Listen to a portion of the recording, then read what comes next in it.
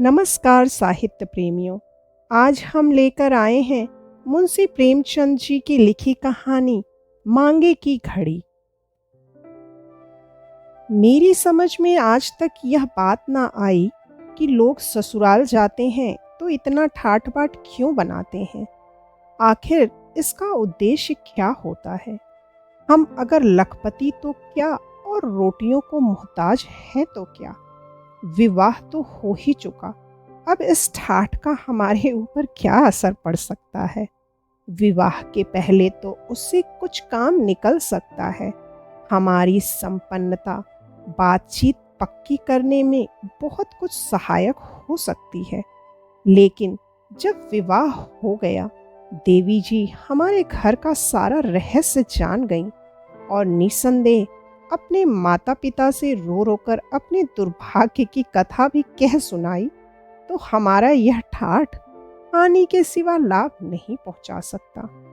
फटे हालों देखकर संभव है हमारी सास जी को कुछ दया आ जाती और विदाई के बहाने कोई माकूल रकम हमारे हाथ लग जाती। यह ठाठ देखकर तो वह अवश्य ही समझेंगी कि अब इसका सितारा चमक उठा है। जरूर कहीं ना कहीं से माल मार लाया है। उधर नाई और कहार इनाम के लिए बड़े बड़े मुंह फैलाएंगे। वह अलग, देवी जी को भी भ्रम हो सकता है, मगर यह सब जानते और समझते हुए मैंने पर साल होली में ससुराल जाने के लिए बड़ी बड़ी तैयारियां की। रेशमी अचकन जिंदगी में कभी ना पहनी थी। फ्लैक्स के बूटों का भी स्वप्न देखा करता था। अगर नगद रुपए देने का प्रश्न होता तो शायद यह स्वप्न स्वप्न ही रहता। पर एक दोस्त की कृपा से दोनों चीजें उधार मिल गईं। चमड़े का सूटकेस एक मित्र से मांग लाया। दरी फट गई थी और नई दरी उधार मिल भी सकती थी, लेकिन बिछावन ले जाने की मैंने जरूरत ना समझी। अब केवल रिस्ट वॉच की और कमी थी। यूं तो दोस्तों में कितने ही के पास रिस्ट वॉच थी, मेरे सिवा ऐसे अभागे बहुत कम होंगे जिनके पास रिस्ट वॉच ना हो। लेकिन मैं सोने की घड़ी चाहता था और वह केवल दानू के पास थी, मगर दानू से मेरी बेतकल्लुफी ना थी। दानू रूखा आदमी था। मंगनी की चीजों का लेना और देना दोनों ही पाप समझता था।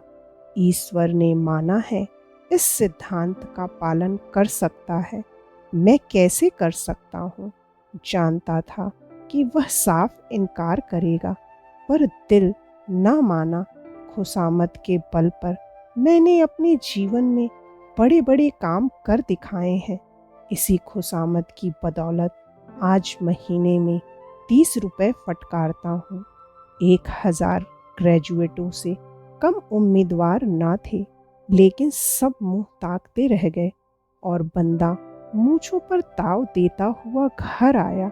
जब इतना बड़ा पाला मार लिया तो 2-4 दिन के लिए घड़ी मांग लाना कौन सा बड़ा मुश्किल काम था। शाम को जाने की तैयारी थी।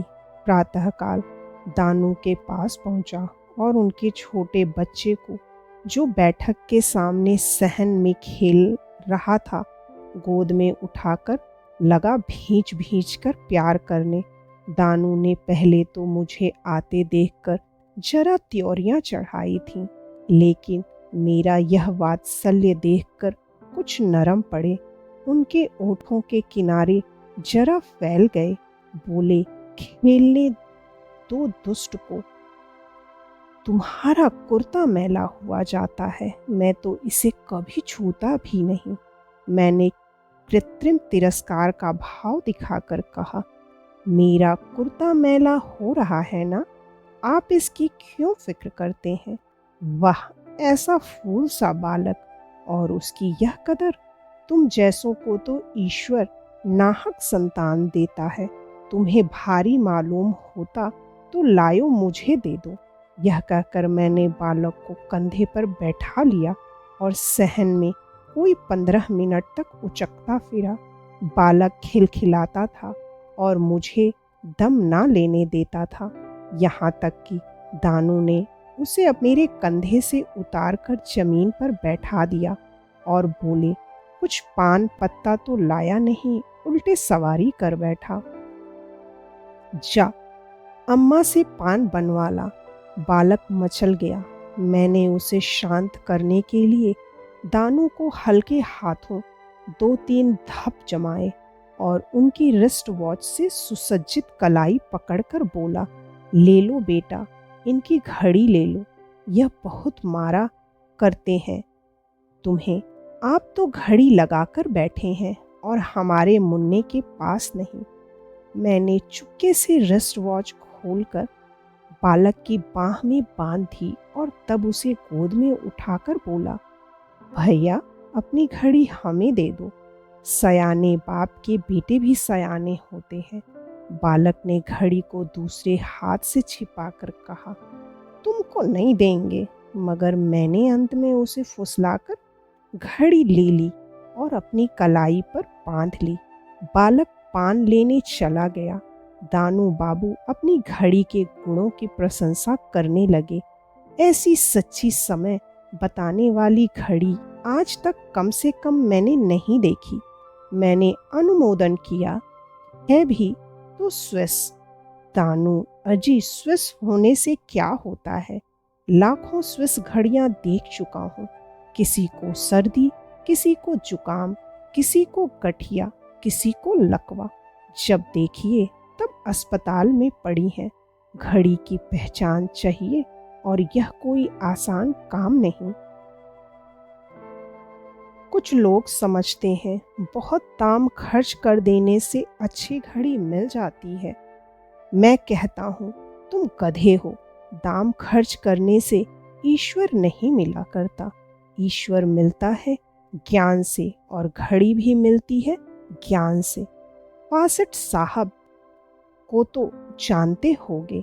बस बंदा ऐसों ही की खोज में रहता है। एक दिन आकर बैठ गया। शराब की चाट थी, जेब में रुपए नदारत। मैंने 25 रुपए में यह घड़ी ले ली। इसको 3 साल होते हैं और आज तक 1 मिनट का फर्क नहीं पड़ा। कोई इसको 100 आंकता है, कोई 200, कोई 350, कोई 450। मगर मैं कहता हूँ तुम सब गधे हो। 1000 के नीचे ऐसी घड़ी नहीं मिल सकती। पत्थर पर पटक दो, क्या मजाल की बल भी आए। मैं तब तो यार एक दिन के लिए मंगनी दे दूं। बाहर जाना है, औरों को भी इसकी करामात सुनाऊंगा। दानू, मंगनी तो तुम जानते हो मैं कोई चीज नहीं देता। और क्यों नहीं देता? इसकी कहानी सुनाने बैठूं तो अलिफ लैला की दास्तान हो जाए। उसका सारांश यह है कि मंगनी में चीज देना मित्रता की जड़ खोदना, मुरव्वत का गला घोंटना और अपने घर आग लगाना है। आप बहुत उत्सुक मालूम होते हैं, इसलिए 2-1 घटनाएं सुना ही दूं। आपको फुर्सत है ना? हाँ, आज तो दफ्तर बंद है, तो सुनिए। एक साहब लालटेने मंगनी ले गए। लौटाने आए तो चिमनियाँ सब टूटी हुई। पूछा, यह आपने क्या किया? तो बोले, जैसी गई थी वैसी आई। यह तो आपने नहीं कहा था कि इनके बदले नई लालटेन लूंगा। वाह साहब वाह, यह अच्छा रोजगार निकाला। बताइए क्या करता? एक दूसरे महाशय कालीन ले गए, बदले में एक फटी हुई दरी ले आए। पूछा तो बोले, साहब आपको तो यह दरी मिल भी गई। मैं किससे सामने जाकर रोऊं? मेरी 5 कालीनों का पता नहीं। कोई साहब सब समेट ले गए। बताइए उनसे क्या कहता? तब से मैंने कान पकड़े कि अब किसी के साथ यह व्यवहार ही न करूँगा। सारा शहर मुझे बेमुरव्वत, मक्खी चूस और जाने क्या क्या कहता है, पर मैं परवाह नहीं करता। लेकिन आप बाहर जा रहे हैं और बहुत से आदमियों से आपकी मुलाकात होगी। संभव है कोई इस घड़ी का ग्राहक निकल आए, इसलिए आपके साथ इतनी शक्ति ना करूँगा। हाँ, इतनी अवश्य कहूँगा कि मैं इसे निकालना चाहता हूँ और आपसे मुझे सहायता मिलने की पूरी उम्मीद है। अब कोई दाम लगाए तो मुझसे आकर कहिएगा। मैं यहाँ से कलाई पर घड़ी बांधकर चला तो जमीन पर पाँव ना पड़ते थे। घड़ी मिलने की इतनी खुशी न थी जितनी एक मुठ पर विजय पाने। कैसा फांसा है बचा को। वह समझते थे कि मैं ही बड़ा सयाना हूँ, यह नहीं जानते थे कि यहाँ उनके भी गुरु घंटाल हैं। उसी दिन शाम को मैं ससुराल जा पहुँचा। अब वह गुत्थी खुली कि लोग क्यों ससुराल जाते वक्त इतनी ठाठ करते हैं। घर में हलचल पड़ गई। मुझ पर किसी की निगाह न थी। सभी मेरा साज सामान देख रहे थे। कहार पानी लेकर दौड़ा। एक साला मिठाई की तस्तरी लाया, दूसरा पान की। नाइन झांक कर देख गई और ससुर जी की आंखों में तो ऐसा गर्व झलक रहा था मानो संसार को उनके निर्वाचन कौशल पर सिर झुकाना चाहिए। 30 रुपए महीने का नौकर उस वक्त ऐसी शान में बैठा हुआ था जैसे बड़े बाबू दफ्तर में बैठते हैं। कहार पंखा झल रहा था। नाइन पाँव धो रही थी। एक साला बिछावन बिछा रहा था, दूसरा धोती लिए खड़ा था कि मैं पाजामा उतारूं। यह सब इसी ठाठ की करामात थी। रात को देवी जी ने पूछा, सब रुपए उड़ा आए कि कुछ बचा भी है? मेरा सारा प्रेमोत्सव शिथिल पड़ गया। न छेम, न कुशल, न प्रेम की कोई बातचीत। बस हाय रुपए, हाय रुपए। जी में आया कि इसी वक्त उठकर चल दूं, लेकिन जब्त कर गया। बोला, मेरी आमदनी जो कुछ है वह तो तुम्हें मालूम ही है। मैं क्या जानूं तुम्हारी क्या आमदनी है। कमाते होगे अपने लिए, मेरे लिए क्या करते हो? तुम्हें तो भगवान ने औरत बनाया होता तो अच्छा होता। रात दिन कंघी चोटी किया करते, तुम नाहक मर्द बने। अपने शौर श्रृंगार से बचत ही नहीं, दूसरों की फिक्र क्या करोगे? मैंने झुंझलाकर कहा, क्या तुम्हारी यही इच्छा है कि इस वक्त चला जाऊं? देवी ने जी ने भी त्योरियां चढ़ाकर कहा, चले क्यों नहीं जाते? मैं तो तुम्हें बुलाने ना गई थी, या मेरे लिए कोई रोकड़ लाए हो? मैंने चिंतित स्वर में कहा, तुम्हारी निगाह में प्रेम का कोई मूल्य नहीं। जो कुछ है वह रोकड़ ही है। देवी जी ने त्योरियां चढ़ाए हुए ही कहा, प्रेम अपने आप से करते होंगे, मुझसे तो नहीं करते। तुम्हें पहले तो यह शिकायत कभी ना थी। इससे यह तो तुमको मालूम ही हो गया कि मैं रोकर की परवाह नहीं करता। लेकिन देखती हूँ कि ज्यों-ज्यों तुम्हारी दशा सुधर रही है, तुम्हारा हृदय भी बदल रहा है। इससे तो यही अच्छा था कि तुम्हारी वही दशा बनी रहती।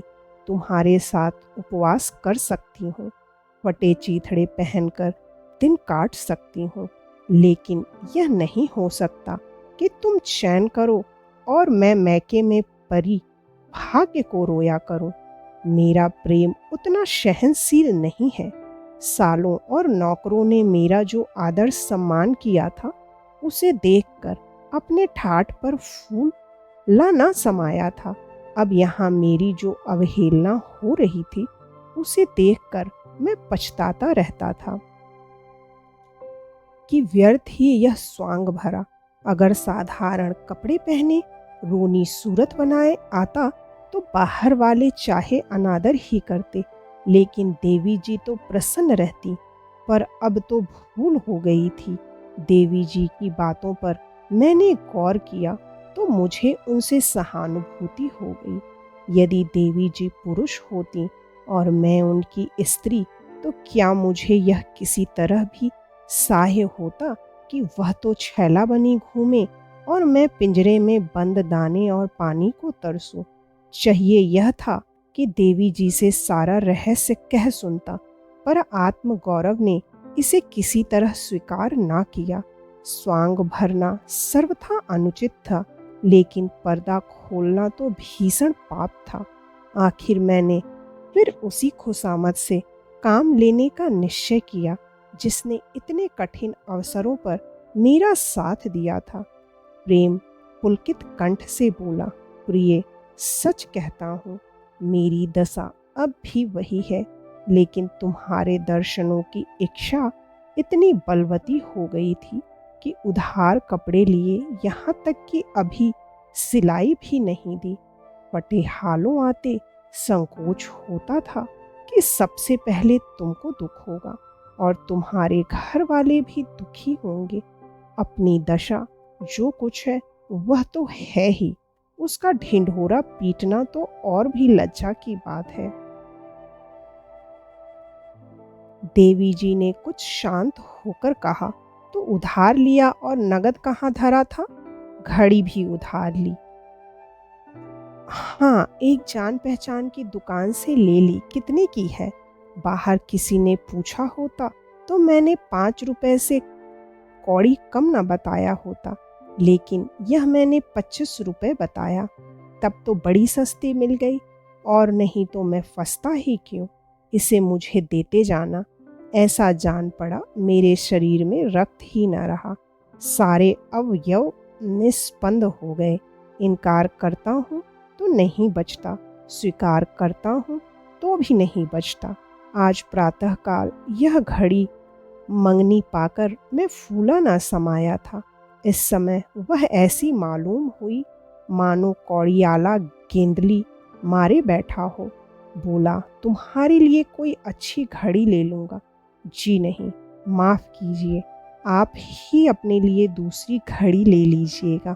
मुझे तो यही अच्छी लगती है, कलाई पर बांधे रहूँगी। जब जब इस पर आंखें पड़ेंगी तुम्हारी याद आएगी। देखो, तुमने आज तक मुझे फूटी कौड़ी भी कभी नहीं दी, अब इनकार करोगे तो फिर कोई चीज़ ना मांगूंगी। देवी जी की कोई चीज़ ना मांगने से मुझे किसी विशेष हानि का भय ना होना चाहिए था, बल्कि उनके इस विराग का स्वागत करना चाहिए था। पर ना जाने क्यों मैं डर गया। कोई ऐसी युक्ति सोचने लगा कि वह राजी हो जाए और घड़ी भी न देनी पड़े। बोला, घड़ी क्या चीज है, तुम्हारे लिए जान हाजिर है। प्रिय, लाओ तुम्हारी कलाई पर बांध दूं। लेकिन बात यह है कि वक्त का ठीक ठाक अंदाजा ना होने से कभी कभी दफ्तर पहुंचने में देर हो जाती है और व्यर्थ की फटकार सुननी पड़ती है। घड़ी तुम्हारी है, किंतु जब तक दूसरी घड़ी ना ले लूं, इसे मेरे पास रहने दो। मैं बहुत जल्दी कोई सस्ते दामों की घड़ी अपने लिए ले लूँगा और तुम्हारी घड़ी तुम्हारे पास भेज दूँगा। इसमें तो तुम्हें कोई आपत्ति ना होगी। देवी जी ने अपनी कलाई पर घड़ी बांधते हुए कहा, राम जाने तुम बड़े चकमेबाज हो, बातें बनाकर काम निकालना चाहते हो। यहाँ ऐसी कच्ची गोलियाँ नहीं खेली हैं। यहाँ से जाकर 2-4 दिन में दूसरी घड़ी ले लेना।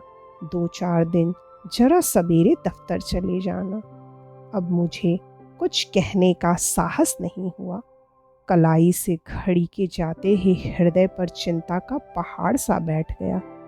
ससुराल में 2 दिन रहा, पर उदास और चिंतित। दानू बाबू को क्या जवाब दूंगा? यह प्रश्न किसी गुप्त वेदना की भांति चित्त को मसोसता रहा। घर पहुंचकर जब मैंने सजल नेत्र होकर दानू बाबू से कहा, घड़ी तो कहीं खो गई, तो खेद या सहानुभूति का एक शब्द भी मुंह से निकालने के बदले उन्होंने बड़ी निर्दयता से कहा, इसलिए मैं तुम्हें घड़ी ना देता था। आखिर वही हुआ जिसकी मुझे शंका थी। मेरे पास वह घड़ी 3 साल रही, एक दिन भी इधर उधर ना हुई। तुमने 3 दिन में वारा न्यारा कर दिया। आखिर कहाँ गए थे? मैं तो डर रहा था कि दानू बाबू न जाने कितनी घुड़कियाँ सुनाएंगे। उनकी यह क्षमाशीलता देखकर मेरी जान में जान आई। बोला, जरा ससुराल चला गया था तो भाभी को लिवा लाए। जी, भाभी को लिवा लाता, अपनी गुजर होती ही नहीं, भाभी को लिवा लाता। आखिर तुम इतना कमाते हो, वह क्या करते हो? कमाता क्या हूँ? अपना सिर। 30 रुपए महीने का नौकर हूँ तो 30 खर्च कर डालते हो। क्या 30 रुपए मेरे लिए बहुत हैं? जब तुम्हारी कुल आमदनी 30 रुपए है तो यह सब अपने ऊपर खर्च करने का तुम्हें अधिकार नहीं है। बीवी कब तक मैके में पड़ी रहेगी? जब तक और तरक्की नहीं होती तब तक मजबूरी है। किस बिरते पर बुलाऊं? और तरक्की 2-4 साल ना हो तो यह तो ईश्वर ही ने कहा है। इधर तो ऐसी आशा नहीं है। शाबाश, तब तो तुम्हारी पीठ ठोकनी चाहिए। और कुछ काम क्यों नहीं करते? सुबह को क्या करते हो? सारा वक्त नहाने धोने खाने पीने में निकल जाता है। फिर दोस्तों से मिलना जुलना भी तो है। तो भाई, तुम्हारा रोग असाध्य है। ऐसे आदमी के साथ मुझे लेश मात्र भी सहानुभूति नहीं हो सकती। आपको मालूम है, मेरी घड़ी 500 रुपए की थी। सारे रुपए आपको देने होंगे। आप वेतन में से 15 रुपए महीना मेरे हवाले रखते जाइए। इस प्रकार 2.5 साल में मेरे रुपए पट जाएं तो खूब जी खोलकर दोस्तों से मिलिएगा। समझ गए ना? मैंने 50 रुपए छोड़ दिए हैं, इससे अधिक रियायत नहीं कर सकता। 15 रुपए में मेरा गुजारा कैसे होगा? गुजर तो लोग 5 रुपए में भी करते हैं और 500 रुपए में भी। इसकी ना चलाओ, अपनी सामर्थ्य देख लो। दानू बाबू ने जिस निष्ठुरता से ये बातों की, उससे मुझे विश्वास हो गया कि अब इनके सामने रोना धोना व्यर्थ है। यह अपनी पूरी रकम लिए बिना ना मानेंगे। घड़ी अधिक से अधिक 200 रुपए की थी, लेकिन इससे क्या होता है? उन्होंने तो पहले ही उसका दाम बता दिया था। अब उस विषय पर मीन मेष विचार करने का मुझे साहस कैसे हो सकता था? किस्मत ठोक कर घर आया। यह विवाह करने का मजा है। उस वक्त कैसे प्रसन्न थे, मानो मानो चारों पदार्थ मिले जा रहे थे। अब नानी के नाम को रो। घड़ी का शौक शर्राया था, उसका फल भोगो।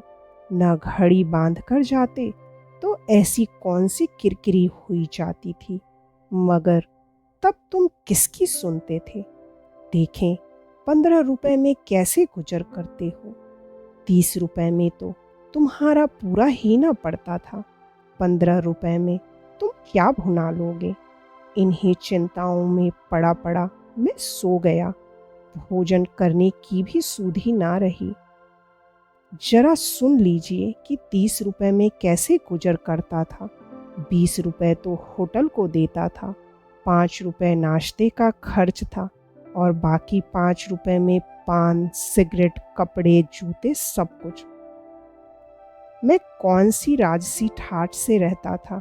ऐसी कौन सी फिजूल खर्ची करता था कि अब खर्च में कमी करता? मगर दानू बाबू का कर्ज तो चुकाना ही था। रोकर चुकाता या हंसकर।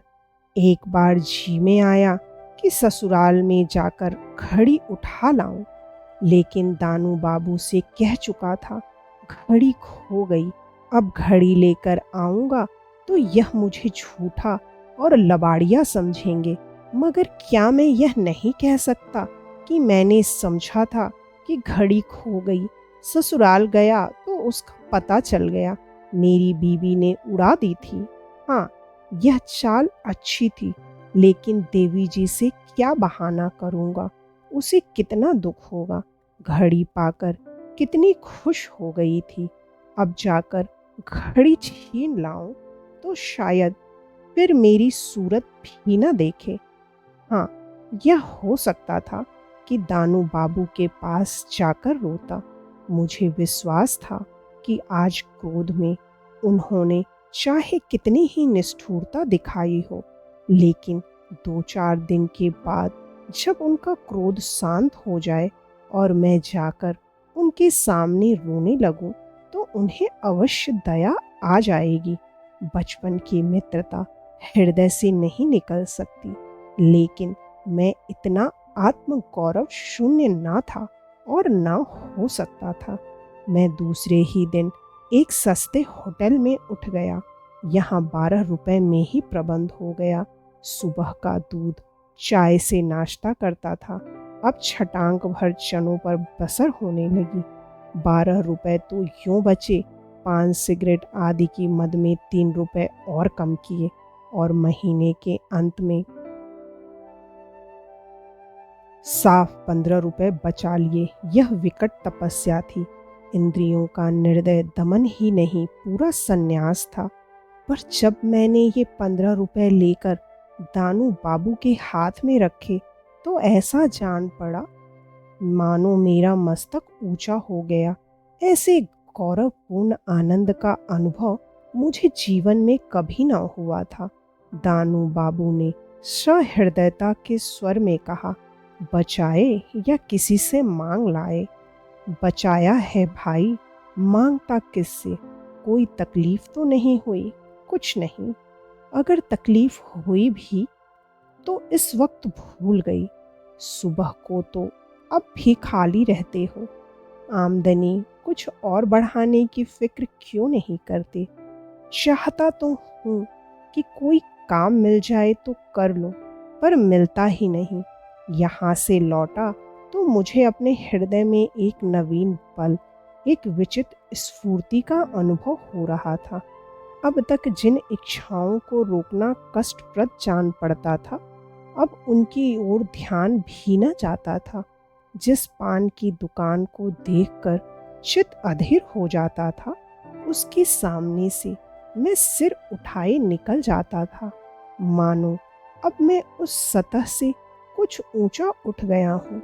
सिगरेट, चाय और चाट, अब इनमें से किसी पर भी चित्त आकर्षित न होता था। प्रातःकाल भीगे हुए चने, दोनों जून रोटी और दाल, बस इसके सिवा मेरे लिए और सभी चीजें त्याज्य थीं। सबसे बड़ी बात तो यह थी कि मुझे जीवन से विशेष रुचि हो गई थी। मैं जिंदगी से बेजार, मौत के मुंह का शिकार बनने का इच्छुक ना था। मुझे ऐसा आभास होता था कि मैं जीवन में कुछ कर सकता हूँ। एक मित्र ने एक नींद मुझसे पान खाने के लिए बड़ा आग्रह किया, पर मैंने ना खाया। तब वह बोले, तुमने तो यार पान छोड़कर कमाल कर दिया। मैं अनुमान ही न कर सकता था कि तुम पान छोड़ दोगे। हमें भी कोई तरकीब बताओ। मैंने मुस्कुरा कर कहा, उसकी तरकीब यही है कि पान ना खाओ। जी तो नहीं मानता, आप ही मान जाएगा। बिना सिगरेट पिए तो मेरा पेट फूलने लगता है। फूलने दो, आप पिचक जाएगा। अच्छा तो लो, आज मैंने 5 सिगरेट छोड़ा। तुम क्या छोड़ोगे? तुम नहीं छोड़ सकते। मैंने उनको उत्तेजित करने के लिए यह शंका की थी। इसका यथेष्ट प्रभाव पड़ा। वह दृढ़ता से बोले, तुम यदि छोड़ सकते हो तो मैं भी छोड़ सकता हूँ। मैं तुमसे किसी बात में कम नहीं हूँ। अच्छी बात है, देखूंगा, देख लेना। मैं इन्हें आज तक पान या सिगरेट का सेवन करते नहीं देखा था। मैंने इन्हें आज तक पान या सिगरेट का सेवन करते नहीं देखा था। 5वें महीने मैं जब रुपए लेकर दानू बाबू के पास गया, सच मानो वह टूटकर मेरे गले से लिपट गए। बोले, वो तो यार तुम धुन के पक्के, मगर सच कहना, मुझे मन में कोसते तो नहीं। मैंने हंसकर कहा, अब तो नहीं कोसता, मगर पहले जरूर कोसता था। अब क्यों इतनी कृपा करने लगे? इसलिए कि मुझ जैसी स्थिति के आदमी को जिस तरह रहना चाहिए वह तुमने सिखा दिया। मेरी आमदनी में आधा मेरी स्त्री का है, पर अब तक मैं उसका हिस्सा भी हड़प कर जाता था। अब मैं इस योग्य हो रहा हूँ कि उसका हिस्सा उसे दे दूँ या स्त्री को अपने साथ रखूँ। तुमने मुझे बहुत अच्छा पाठ दे दिया। अगर तुम्हारी आमदनी कुछ बढ़ जाए तो फिर उसी तरह रहने लगोगे। नहीं, कदापि नहीं। अपनी स्त्री को बुला लूँगा। अच्छा, तो खुश हो जाओ, तुम्हारी तरक्की हो गई है। मैंने अविश्वास के भाव से कहा, मेरी तरक्की? अभी क्या होगी? अभी मुझसे पहले के लोग पड़े नाक रगड़ रहे हैं। कहता हूँ मान जाओ, मुझसे तुम्हारे बड़े बाबू कहते थे। मुझे अब भी विश्वास ना आया, पर मारे कौतूहल के पेट में चूहे दौड़ रहे थे। उधर दानू बाबू अपने घर गए, इधर मैं बड़े बाबू के घर पहुंचा। बड़े बाबू बैठ अपनी बकरी दूह रहे थे। मुझे देखा तो झोंपते हुए बोले, क्या करें भाई, आज ग्वाला नहीं आएगा, इसलिए यह बला गले पड़ी। चलो बैठो। मैं कमरे में जा बैठा। बाबूजी भी कोई आध घंटे के बाद हाथ में गुड़गुड़ी लिए निकले और इधर उधर की बातें करते रहे। आखिर मुझसे ना रहा गया। बोला, मैंने सुना है मेरी कुछ तरक्की हो गई है। बड़े बाबू ने प्रसन्न मुख होकर कहा, हाँ भाई, हुई तो तुमसे दानू बाबू ने कहा होगा। जी हाँ, अभी कहा है, मगर मेरा नंबर तो अभी नहीं आया। तरक्की कैसे हुई? यह ना पूछो, अफसरों की निगाह चाहिए, नंबर संबर कौन देखता है। लेकिन आखिर मुझे किसकी जगह मिली है? अभी कोई तरक्की का मौका भी तो नहीं। कह दिया, भाई अफसर लोग सब कुछ कर सकते हैं। साहब एक दूसरी मद से तुम्हें 15 रुपए महीना देना चाहते हैं। दानू बाबू ने साहब से कहा, सुना होगा, किसी दूसरे का हक मारकर तो मुझे ये रुपए नहीं दिए जा रहे हैं। नहीं, यह बात नहीं, मैं खुद इसे मंजूर ना करता। महीना गुजरा, मुझे 45 रुपए मिले, मगर रजिस्टर में मेरे नाम के सामने वही 30 रुपए लिखे थे। बड़े बाबू ने अकेले बुलाकर मुझे रुपए दिए और ताकीद कर दी कि किसी से कहना मत, नहीं दफ्तर में बवेला मच जाएगा। साहब का हुक्म है कि यह बात गुप्त रखी जाए। मुझे संतोष हो गया कि किसी सहकारी का गला घोंटकर मुझे रुपए नहीं दिए जाए। खुश खुश रुपए लिए सीधा दानू बाबू के पास पहुंचा। वह मेरी बाँछें खिली देखकर बोले, मार लाए तरक्की क्यों? हाँ यार, रुपए तो 15 मिले, लेकिन तरक्की नहीं हुई। किसी और मद से दिए गए हैं। तुम्हें रुपए से मतलब है, चाहे किसी मद से मिले। तो अब बीबी को लेने जाओगे ना? नहीं, अभी नहीं। तुमने तो कहा था आमदनी बढ़ जाएगी तो बीबी को लाऊंगा। अब क्या हो गया? मैं सोचता हूँ पहले रुपए पटा दूं। अब से 30 रुपए महीने देता जाऊंगा। साल भर में पूरे रुपए पट जाएंगे, तब मुक्त हो जाऊंगा। दानू बाबू की आंखें सजल हो गईं। मुझे आज अनुभव हुआ कि उनकी इस कठोर आकृति के नीचे कितना कोमल हृदय छिपा हुआ था। बोले, नहीं, अब की मुझे कुछ मत दो।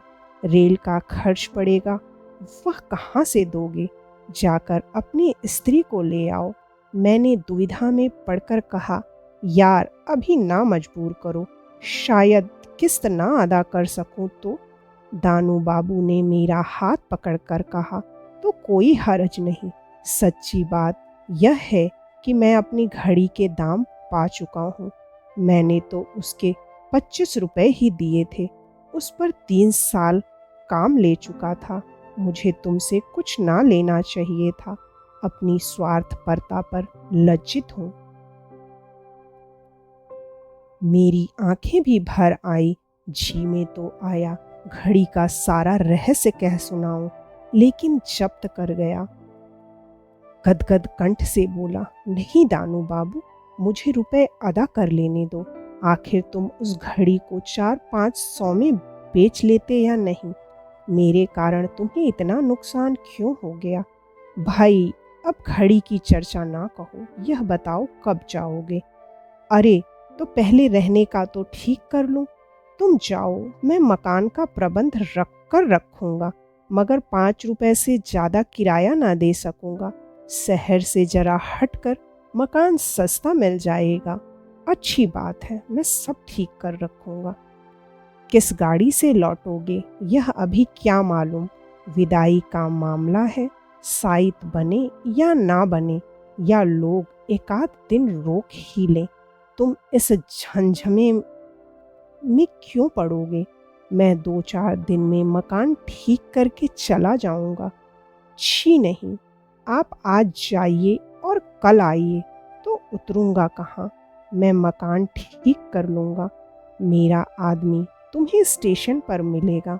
मैंने बहुत हीले हवाले किए, पर उस भले आदमी ने एक ना सुनी। उसी दिन मुझे ससुराल जाना पड़ा।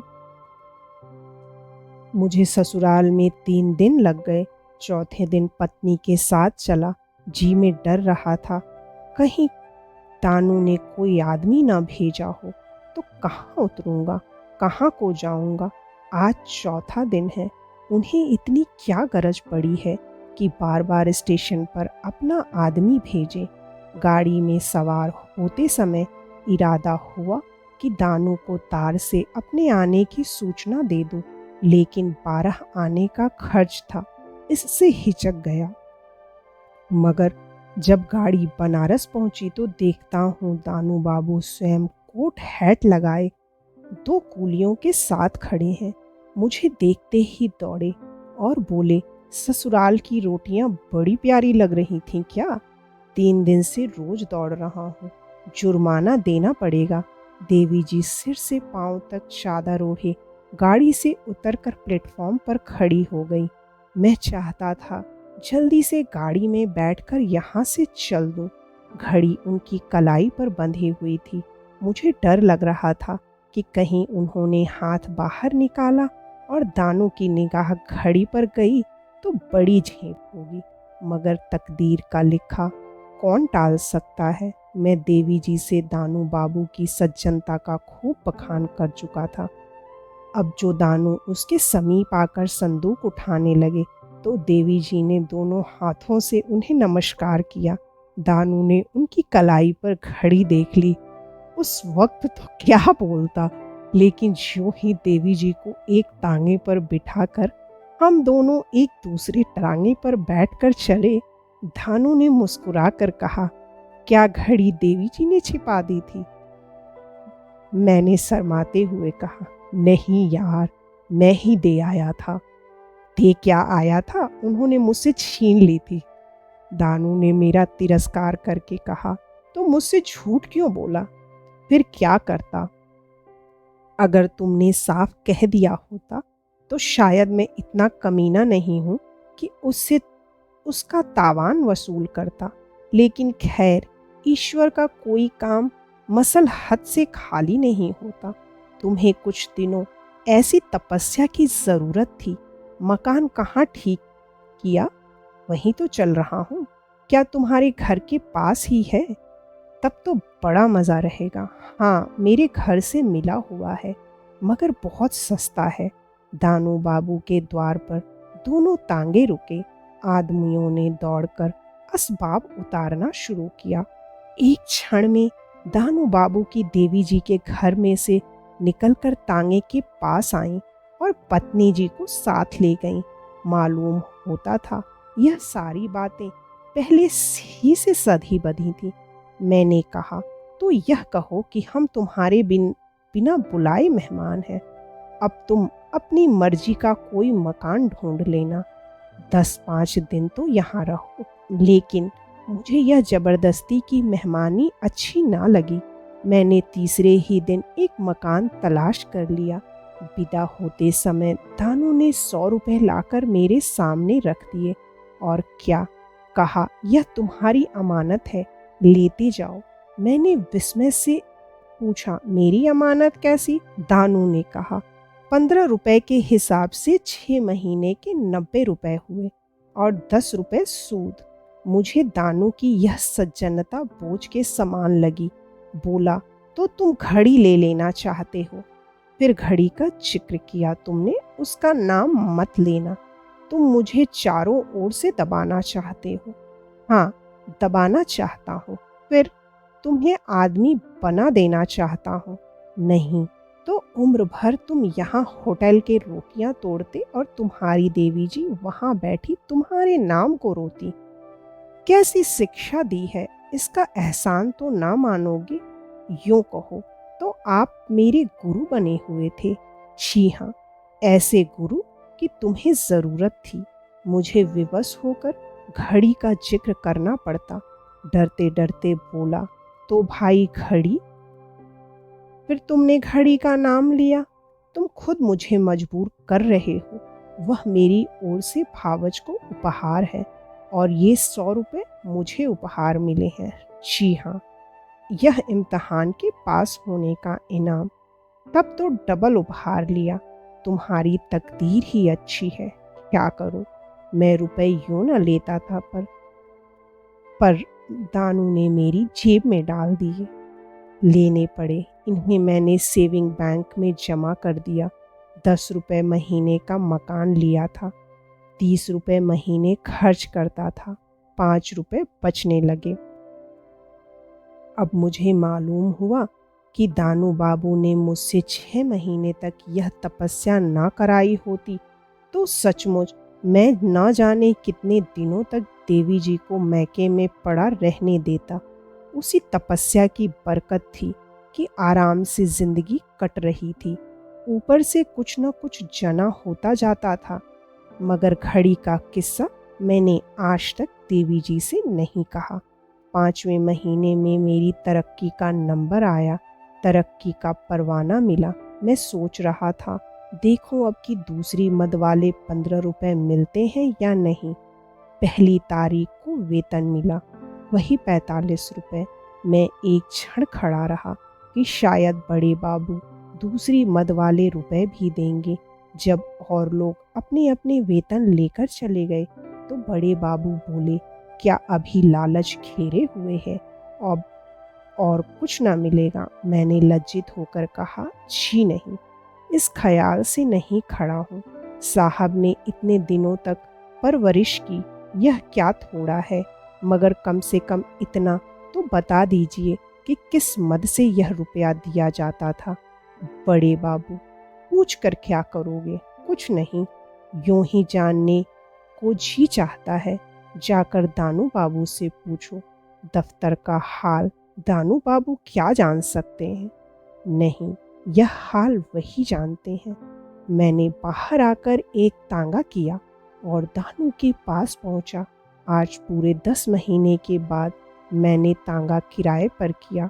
इस रहस्य को जानने के लिए मेरा दम घुट रहा था।